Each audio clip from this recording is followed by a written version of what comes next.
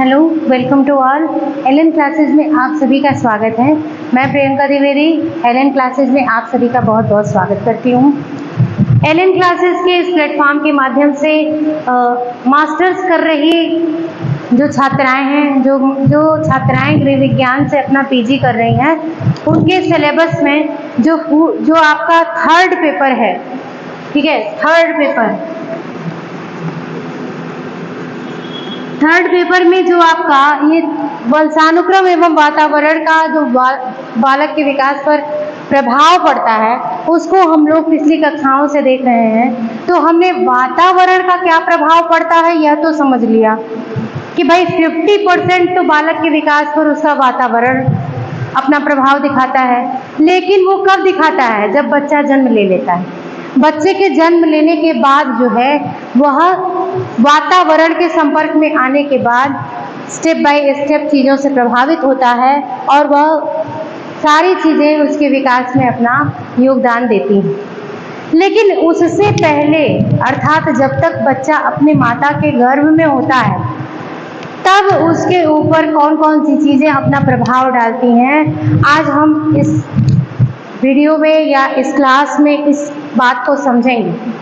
देखिए, सबसे पहले तो ज़रूरी है कि एक बच्चे के विकास के बारे में हम बात कर रहे हैं, तो बच्चे के विकास के बारे में तो बात तब होगी जब बच्चे का आविर्भाव होगा, यानी कि एक बच्चे का अस्तित्व सामने आएगा, तब हम उसके विकास की बात कर सकते हैं। एक बच्चा अपने अस्तित्व को कब धारण करता है वो देखिए। एक बच्चे के अस्तित्व के लिए माता का ओवम और पिता का स्पर्म, इन दोनों का संयुग्मन होना जरूरी है।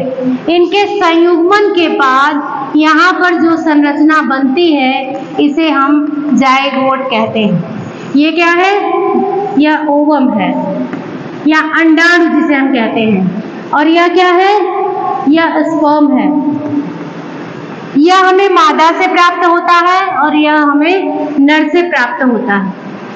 यानी माता और पिता से प्राप्त जो गोनेट्स हैं, जो जननांग की इकाइयां हैं, जो अंडाणु और स्पर्म शुक्राणु के रूप में है, इन दोनों के संयुग्मन के बाद या फर्टिलाइजेशन के बाद जो कोशिका हमें प्राप्त होती है, उसे हम जाइगोट कहते हैं। अब यह कोशिका कैसे विकसित होकर के एक बालक का रूप लेगी, आइए इसको देखते हैं। हम सभी जानते हैं कि एक जो कोशिका पाई जाती है, सामान्य कोशिका, इसमें बहुत सारे कोशिकांग पाए जाते हैं। आपको पता है ना, एक कोशिका जो कुछ इस प्रकार की होती है, इसके अंदर केंद्रक पाया जाता है और बाकी सारे ऑर्गेनेल्स इसमें पाए जाते हैं। ये जब हम आगे आप लोगों ने पहले पढ़ा भी होगा कोशिकीय संरचना के चैप्टर में। मैं बस एक छोटे से स्वरूप में आपको बता रही हूँ कि ये जो कोशिका इस स्वरूप में होती है, जब वह पूर्ण रूप से विकसित हो जाती है तो यह दो भागों में टूट जाती है और इससे क्या होता है?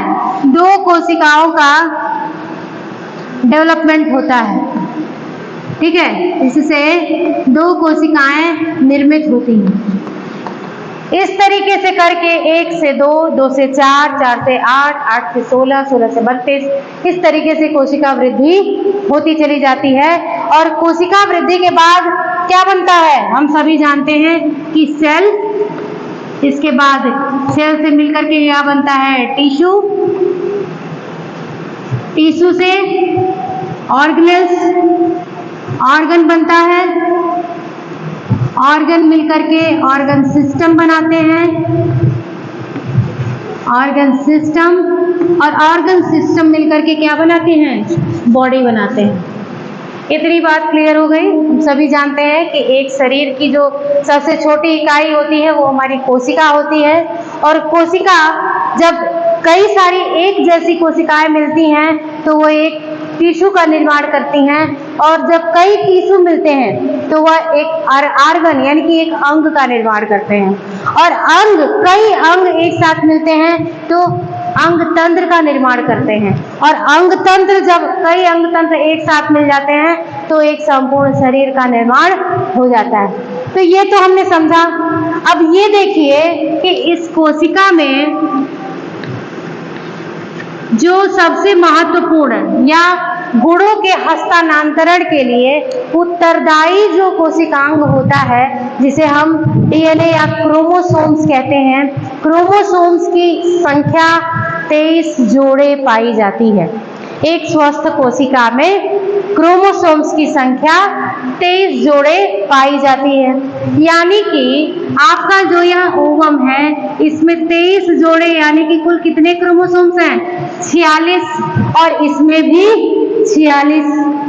अब इस स्वस्थ कोशिका में भी हमें 46 ही चाहिए ना, तभी तो यह कोशिका स्वस्थ मानी जाएगी। एक भी अगर इसमें अमीनो एसिड्स की संख्या बढ़ जाती है, डीएनए के स्ट्रक्चर में अगर एक भी अमीनो एसिड की संख्या का बैलेंस गड़बड़ होता है तो बहुत सारी बीमारियां सामने आ जाती हैं।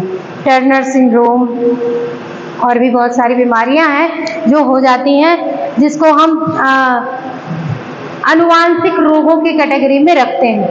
तो यहाँ पर हम देखेंगे कि एक स्वस्थ जाइगोट के लिए इसमें भी हमें कितने चाहिए?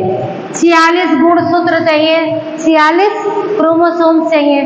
तो क्या होता है कि माता के ओवम से 50% और पिता के स्पर्म से 50% जो गुणसूत्र है वो इसमें ट्रांसफर हो जाते हैं, और इसकी जो संख्या है यह 46 हो जाती है। यानी कि आधा गुणसूत्र माता की ओवम से और आधा गुणसूत्र पिता के स्पर्म से लेकर जाइगोट अपने 46 गुणसूत्रों की संख्या को पूरा कर लेता है। अब ये 46 गुणसूत्र जैसे पूरा हुए हैं, वैसे देखेंगे कि आधा माता के और आधा पिता के हैं। ये क्या करते हैं? ये गुणसूत्र करते क्या हैं? ये गुणसूत्र व्यक्ति के शरीर में विभिन्न लक्षणों को एक पीढ़ी से दूसरी पीढ़ी तक ले जाने का एक माध्यम है। ठीक है, जैसे मान लीजिए कि माता गोरी है, पिता सांवले हैं, तो बच्चे के अंदर अगर गोरे होने का लक्षण आया है तो इसका मतलब है कि माता के अंदर का गुण प्रभावी हो गया। वहीं पिता अगर लंबे हैं, माता की हाइट छोटी है और बच्चा क्या हो गया? लंबा हो गया, यानी कि पिता का जो क्रोमोसोम आया था उसमें लंबाई का जो गुण था वो प्रभावी हो गया। अब यहाँ पर प्रभावी और प्रभावी के कॉन्सेप्ट को भी थोड़ा समझ लीजिए। ये जो गुणसूत्र पाए जाते हैं ये मेनली दो कैटेगरी में डिवाइड है। एक होते हैं रिसेसिव और दूसरा होता है डोमिनेंट। रिसेसिव का मतलब है कि यह क्या है? ये अप्रत्यक्ष है या अप्रभावी भी हम कह सकते हैं, अप्रभावी। और डोमिनेंट मतलब प्रभावी।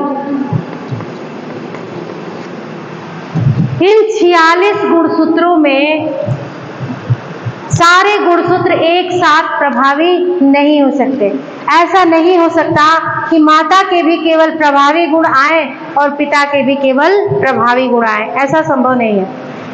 कुछ प्रभावी गुण माता के और कुछ प्रभावी गुण पिता के आते हैं, कुछ अप्रभावी गुण माता के आते हैं और कुछ अप्रभावी गुण पिता के आते हैं। और यहाँ पर आने के बाद दोनों में से जो प्रभावी हो जाता है या जो अपने प्रभाव को दिखाने के लिए थोड़ा मजबूत पड़ जाता है, वही लक्षण बच्चे में प्रकट हो जाता है।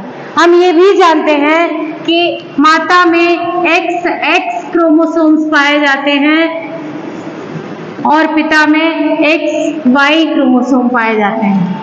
एक बात और समझ लीजिए, बच्चे के जेंडर को डिसाइड करने के लिए माता का गुणसूत्र उत्तरदायी नहीं होता है, बल्कि पिता का गुणसूत्र उत्तरदायी होता है।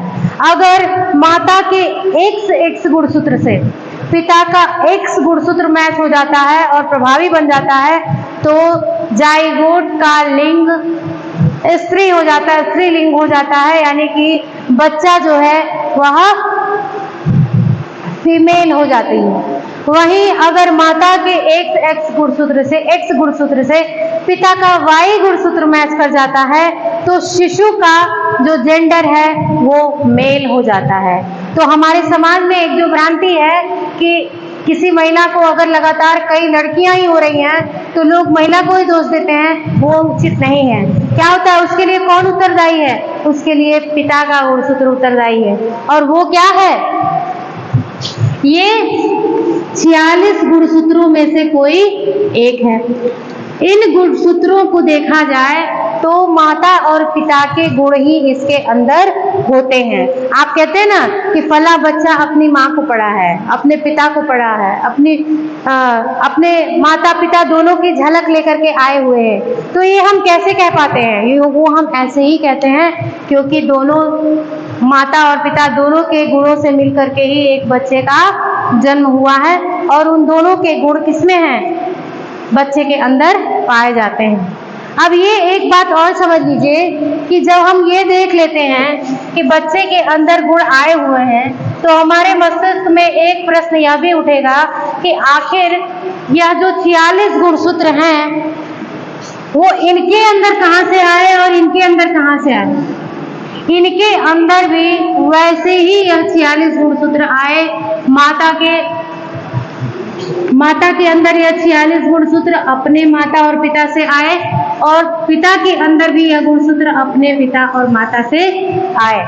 एक शिशु के अंदर ये जो गुणों का हस्तांतरण है यह पिछली 7 पीढ़ियों से इन्फ्लुएंस्ड होता है।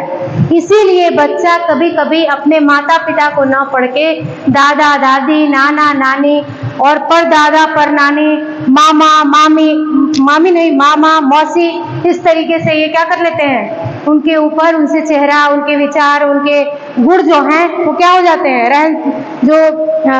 उनके अनुवांशिक जो लक्षण है, लंबाई, रंग, ये सब चीजें, शरीर की बनावट, ये सब कुछ उनके परिवार के लोगों से मिलता है। कितनी पीढ़ियों तक इन्फ्लुएंस होता है? 7 पीढ़ियों तक। 7 पीढ़ियों तक एक बच्चे का जो उसकी पहले की यानी कि पुरानी 7 पीढ़ियों के लक्षण एक बच्चे के अंदर प्रभावी हो सकते हैं। जो गुण प्रभावी है वो डोमिनेंट है, जो अप्रभावी रह जाते हैं वो रिसेसिव हैं। कई बार हम देखते हैं कि जो गुण, अब जैसे मान लीजिए कि माता का गुण पुत्री में आया और उसके अंदर रिसेसिव फॉर्म में हो गया, यानी कि छिप गया, परिलक्षित नहीं हो पाया, तो क्या होगा कि जब ये पुत्री माँ बनेगी तो इसके बच्चे में उस गुण का डोमिनेंट होना संभव है। इसी तर्ज पर हम कहते हैं कि बच्ची अपनी नानी को पढ़ी है, बच्चा अपने दादा को पढ़ा है। यहाँ तक बात क्लियर हो गई? देखिए, यही वह तरीका है जिससे हम एक से दूसरी पीढ़ी एक दूसरे तक गुणों का हस्तांतरण करती है। तो आप देखिए कि ये जो अनुवांशिकता है यह बच्चे के विकास को किस तरीके से प्रभावित कर रही है। भाई, उसकी पुरानी पीढ़ियों के अंदर जो अनुवांशिक गुण हैं वो अगली पीढ़ी तक लगातार हस्तांतरित होते चले जाते हैं। एक बात और नोट कीजिएगा कि गुण जो होते हैं, जो अनुवांशिक गुण हैं, केवल वही गुण एक पीढ़ी से अगली पीढ़ी तक हस्तांतरित होंगे जो गुण एक्वायर्ड हैं या जो सीखे गए हैं। अब जैसे कोई पहलवान है, वो पहलवानी सीख रहा है तो उसकी पीढ़ी में ऐसा संभव नहीं है कि उसका आने वाला बच्चा भी पहलवान हो जाएगा, नहीं, ऐसा नहीं होता है, क्योंकि वो क्या है, वो अर्जित लक्षण है। एक होता है जन्मजात लक्षण और एक होता है अर्जित लक्षण। जन्मजात लक्षण वह है जो बच्चे को जन्म के समय से ही अपने माता पिता से प्राप्त है, वह उसका जन्मजात लक्षण है। लेकिन वह गुण जो वह समाज में आने के बाद सीखता है, पढ़ना लिखना, अपने शारीरिक श्रम के द्वारा किसी अच्छे स्थान को प्राप्त करना, या अपने अंदर ज्ञान की, लोग कहते हैं कि बहुत ज़्यादा ज्ञान प्राप्त कर लेने से दिमाग जो है वो बहुत विकसित हो जाता है। तो दिमाग उस जन्म में विकसित हुआ है, उस शरीर में विकसित हुआ है, वो अगली पीढ़ी को हस्तांतरित नहीं होगा। अगर ऐसा होता तो अच्छे अच्छे प्रोफेसर, अच्छे अच्छे जो लोग हैं, उनके बच्चों को बैठ करके इस तरीके से मेहनत नहीं करनी पड़ती, वो ऑलरेडी जन्मजाति प्रोफेसर पैदा हो जाते हैं, है ना। तो ये संभव नहीं है। यहाँ तक आपको बात समझ में आई। अब आपको क्लियर हो गया होगा कि एक बच्चे के विकास में जो उनके आनुवांशिक लक्षण हैं वो कैसे अपना रोल अदा करते हैं। अगर नहीं समझ में आया तो एक बार फिर से समझ लीजिए कि बच्चे के अंदर जो ये गुण उसको अपने माता पिता से मिलते हैं, जैसे कि उसकी बुद्धि का अच्छा होना, उसके शरीर का सुडौल होना, उसके शारीरिक क्षमता का अच्छा होना, ये सारी चीजें जब एक बच्चे को मिलती हैं और फिर जब उसको वातावरण अच्छा मिल जाता है तो ऐसी स्थिति में बच्चे का विकास अच्छे प्रकार हो जाता है। भाई ये गुण तो उसको अपने जो उसके पूर्वज हैं उनसे उनको मिल गया, अब इसका अच्छा विकास तब हो जाएगा जब इसको वातावरण मिल जाएगा। आपको मैंने बताया भी था, वाटसन ने कहा है कि आप एक नवजात बच्चे को मुझे दे दीजिए, मैं उसे जो चाहे वो बना सकता हूँ। क्यों? क्योंकि बच्चे के अंदर जो उसकी कैपेसिटी है, जो उसकी क्षमता, उसके जो क्या बोलते हैं बुद्धि है, विवेक, जो कुछ भी है, मस्तिष्क का अच्छा होना, ये सब कुछ जो है वो उसके बाल स्वरूप में, उसके शरीर के रूप में नवजात बच्चे के अंदर उपस्थित है। और जब उसको अच्छा वातावरण मिलेगा तो बच्चा क्या करेगा? अच्छी तरीके से ग्रो करेगा। मैंने आपको कल एक उदाहरण भी दिया था कि अगर एक ही खेत में गोभी और टमाटर को लगा दीजिए तो ऐसा संभव नहीं है कि अच्छा खाद पानी वातावरण मिलने से गोभी के पौधे से टमाटर उगेगा और टमाटर के पौधे से गोभी, ये संभव नहीं है। बल्कि ये संभव है कि ये दोनों ही अपने आनुवांशिक गुणों को अच्छी प्रकार से प्राप्त सुविधाओं में बेहतर क्वालिटी का ग्रो करेंगे। ठीक वैसे ही एक बच्चा जब अच्छे आनुवांशिक गुणों वाला होता है और उसको परवरिश भी अच्छी मिल जाती है, उसका जो डेवलपमेंट है वो भी उस अच्छे पर्यावरण में हो जाता है, तब यह बच्चा बहुत ही अच्छी गुणवत्ता का विकसित होता है, होनहार होता है। क्लियर हुआ? बात समझ में आई आपको? देखिए, वुडवर्थ ने तो एक बात और कही है कि बच्चा जब जन्म लेता है ना तो उसके अंदर विभिन्नता पाई जाती है। उस विभिन्नता को एक नहीं किया जा सकता है। हाँ, ये किया जा सकता है कि अलग अलग आनुवांशिक स्वरूपों में उत्पन्न हुए बच्चे को जब एक माहौल में रख दिया जाता है तो वह एक ही प्रकार के हो जाते हैं। उदाहरण स्वरूप में जैसे आजकल आप देखिए, हमारे हिंदू धर्म के जितने भी मंदिर, या फिर काशी विश्वनाथ जी देख लीजिए, या मथुरा चले जाइए, या ऐसे जितने भी दार्शनिक स्थल है वहाँ पर देखिए, फॉरेनर्स की एक लंबी फेहरिस्त आपको दिखाई देगी। बहुत सारे लोग जो हैं वो हमारे धर्म से जुड़ रहे हैं। उस दैनिक दिनचर्या में, उस जीवन प्रणाली में वो क्या कर रहे हैं? अपने आप को ढाल रहे हैं। या आप देखिए, संत परंपरा में जाने वाले जितने लोग हैं, ये सभी जो हैं अपने माता के गर्भ से एक सामान्य शिशु के रूप में जन्म लेते हैं, लेकिन जिस प्रकार की सामाजिक व्यवस्था को वो स्वीकार कर लेते हैं, खुद को वो उसी रूप में क्या कर लेते हैं? ढाल लेते हैं, अपने आप को वैसा ही बना लेते हैं। अब देखिए, आप ऐसे समझ लीजिए, विभिन्न स्थानों से कोई बहुत अच्छा अगर एक हॉस्टल है किसी स्कूल का और देश विदेश से बच्चे आकर के वहाँ पढ़ते हैं तो उनकी जीवन शैली, उनका डेवलपमेंट एक ही ढर्रे पे डेवलप होता है। उदाहरण के लिए अगर दून कॉलेज में या गलगोटिया में देख लीजिए, या इसमें आपका CHS है, इन सभी में देखिए अगर हॉस्टल में बच्चे रह रहे हैं तो वो कई स्थानों से आते हैं, लेकिन उनके अंदर जो डेवलपमेंट का एक प्रक्रिया होगा, उनका जो सामाजिक विकास होगा वो एक ही ढर्रे पे होगा। लेकिन आप देखिए यहाँ पे इस तरीके से इसको समझ लीजिए कि जो भी गुण आनुवांशिक रूप में एक बालक को प्राप्त होते हैं वो तो उसके अंदर सदैव विद्यमान होते हैं, लेकिन जैसा वातावरण उसको बच्चे को दिया जाता है उसमें उसका आनुवांशिक गुण तो अच्छी गुणवत्ता का विकसित होता ही है। पर्यावरण से प्राप्त अर्जित गुणों के समन्वय के साथ वह एक अच्छे व्यक्तित्व के रूप में आगे निकल पाता है। तो इस तरीके से आनुवांशिकता एक व्यक्ति के विकास को क्या करती है? प्रभावित करती है। ठीक है, इतनी बात समझ में आपको आ गई। अब हम देखते हैं अगला जो पॉइंट आपका है कि एक बच्चे के विकास में उसके वंशानुक्रम का जो क्षेत्र है वहां से कौन कौन सी चीजें उसको प्रभावित कर रही है। अब सिर्फ यही नहीं है, ये तो अनुवांशिक लक्षण हो गया, ये तो जाइगोट का फॉर्मेशन हो गया कि जाइगोट बनता है तो उस समय तक बच्चे का विकास किस प्रकार होगा। अब बच्चा जब एक भ्रूण के रूप में माता के गर्भ में आ गया, तो गर्भ में आने के बाद कौन कौन सी चीजें हैं जो बच्चे को प्रभावित करती हैं।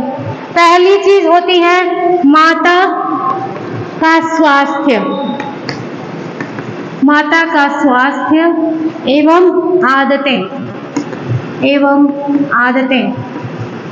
बच्चा गर्भ में पल रहा है और माता का स्वास्थ्य ठीक नहीं है, वो अपना ध्यान नहीं रख पा रही है, वो बेड पर पड़ी हुई है, उसकी दैनिक दिनचर्या अच्छी नहीं है, तो क्या वह बच्चे का पोषण अच्छी प्रकार से होगा? नहीं हो सकता है, क्योंकि वह हमेशा बीमारी से ग्रसित है, रोग से ग्रसित है, तो बच्चे का विकास भी क्या होगा? बाधित होगा। उसकी आदतें, जैसे वो मद्यपान करती है, मतलब शराब पी रही है, सिगरेट पी रही है, पान गुटखा खा रही है, तो ये चीजें हार्मफुल हैं जो जा करके बच्चे को नुकसान पहुंचाने वाली हैं। ठीक है, यहाँ तक बात समझ में आई। अब देखिए इसके बाद हम देखते हैं कि पोषण, एक माता के शरीर का जो पोषण होता है वह उसको प्रभावित करता है। वो क्या खा रही है, उसका भोजन संतुलित है कि नहीं, उसको गर्भावस्था में जितने पोषक तत्व चाहिए वो उसको मिल रहे हैं कि नहीं मिल रहे हैं, ये सारी चीजें एक बच्चे के विकास के लिए बहुत ही इम्पोर्टेंट हो जाती हैं और उसको प्रभावित करती हैं। इसके बाद देखिए, अगर माता के गर्भ में पल रहे बच्चे को कोई चोट लग जाए, कोई दुर्घटना हो जाए, तो भी उसके विकास पर प्रभाव पड़ता है। कहते हैं कि कई बार माताएं जो है वो बच्चा गर्भ में होता है, गिर गई या कहीं पर चोट लग गई या उन्होंने कोई ऐसी दवा खा ली जिसका रिएक्शन हो गया, तो उसका दुष्प्रभाव बच्चे के ऊपर पड़ जाता है। अंतःस्रावी ग्रंथियां, यह भी बच्चे के अंदर जो डेवलपमेंट हो रहा है उसको प्रभावित करती हैं।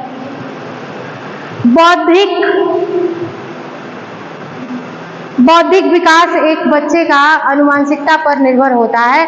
एक बच्चे की बुद्धि का विकास समाज में आने के बाद तो होता है, लेकिन उसकी क्वालिटी उसको कैसे मिलती है?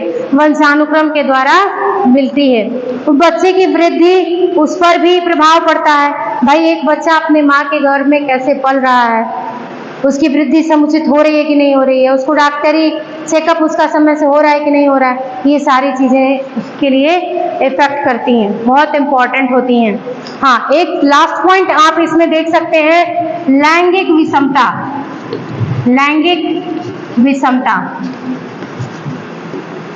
लैंगिक विषमता भी बालक के विकास को प्रभावित करती है।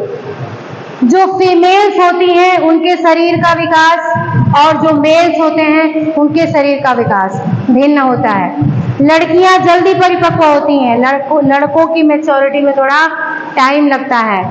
लड़कियों की शारीरिक बनावट का विकास अलग होता है, लड़कों की शारीरिक बनावट का विकास अलग होता है। किशोरावस्था में दोनों के मानसिक संवेग अपने विकास के चरम पर होते हैं। मानसिक परिवर्तन तो दोनों में होते हैं, एक जैसे होते हैं, लेकिन शारीरिक परिवर्तनों में अंतर होता है। लड़कियों का मेंस्ट्रुएशन स्टार्ट हो जाता है और लड़कों में स्पार्किंग स्टार्ट हो जाती है। वो मैच्योर हो जाते हैं, वो अपने जैसे शिशु को जन्म देने की योग्यता को धारण कर लेते हैं। तो आगे जाकर के ये चीजें जो हैं बच्चे के विकास के लिए बहुत इंपॉर्टेंट है और यही चीजें हैं जो बच्चे के विकास को प्रभावित करती हैं।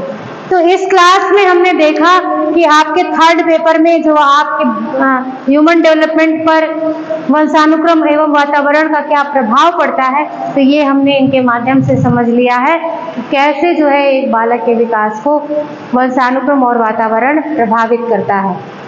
आज के लिए बस इतना ही, बाकी नेक्स्ट पॉइंट आपकी अगली क्लास में। अगर आपको ये चैनल पर जो अपलोड वीडियोस हैं वो आपको हेल्पफुल लगती हैं, आपके काम की है, तो आप प्लीज़ इसे लाइक कीजिए, सब्सक्राइब कीजिए चैनल को और एक दूसरे के साथ शेयर कीजिए, अधिक से अधिक लोगों तक पहुंचाइए ताकि वो भी इन वीडियोस को देखें और अपने जो उनका टारगेट है, जो उनका सिलेबस है, उसको कंप्लीट करें और अपने एग्ज़ाम में अपना अच्छा प्रदर्शन कर पाएँ।